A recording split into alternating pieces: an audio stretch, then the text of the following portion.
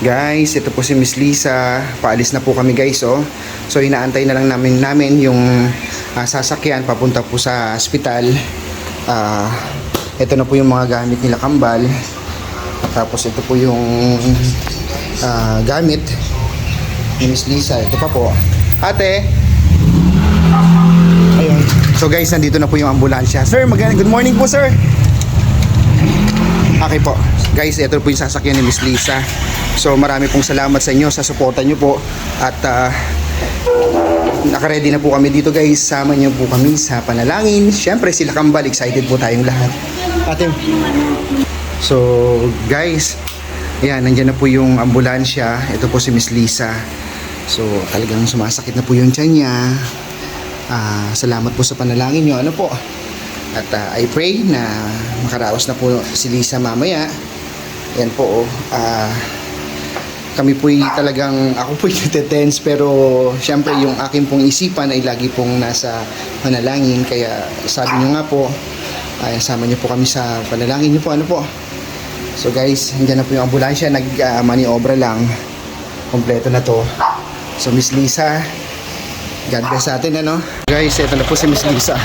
Thank you po, Opo. Yeah. Saan kayo? Sa Malolos po, kuya. Sa Graman. Okay. So guys, ito po.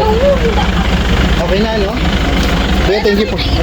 Wala na siguro. Kaya na, kompleto na. So, kuya, marami pong salamat.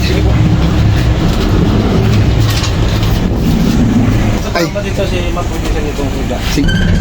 Guys, ito po si Miss Lisa. Sama niyo po kami sa panalangin.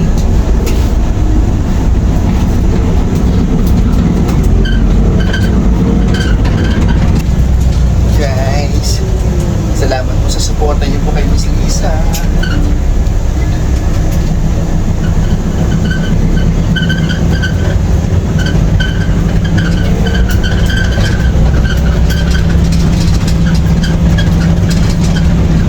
God bless po sa inyo, guys. Salamat po. Salamat po sa panalangin kay Miss Lisa.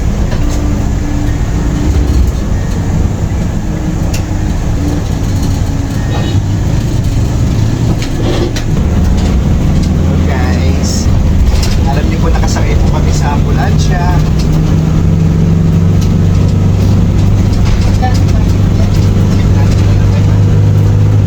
Sabi ni ate ka. Bigyan na lang doon natin.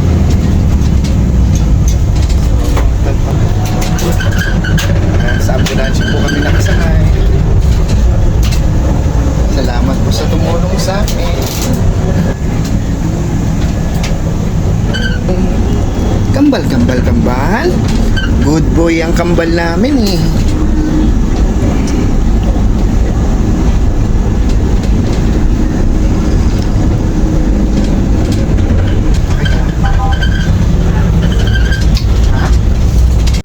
Guys, ayan, tumatakbo lang po kami. Napakabilis po ng takbo ng ambulansya.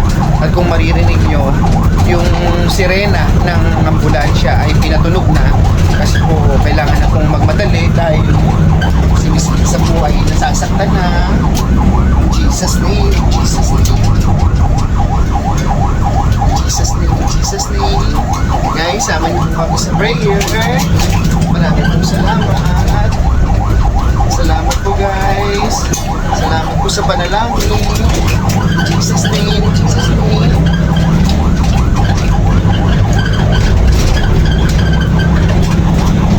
Malamig guys, pero pinagpapawisan si Miss Lisa. Panalangin lang po. Maraming po salamat. Ano po? God bless po. Guys, ayan no, nasa NLEX na po kami. Nakapasok na po kami ng NLEX. At ito po si Miss Lisa guys. Nakambal. Konting case na lang ha. Malapit na tayo. Ayun po yung driver namin. Nasa ambulansya po kami guys, nakasakay. Maraming pong salamat sa nananalangin kay Miss Lisa. God bless po. And guys, so ito kami guys. Ayan.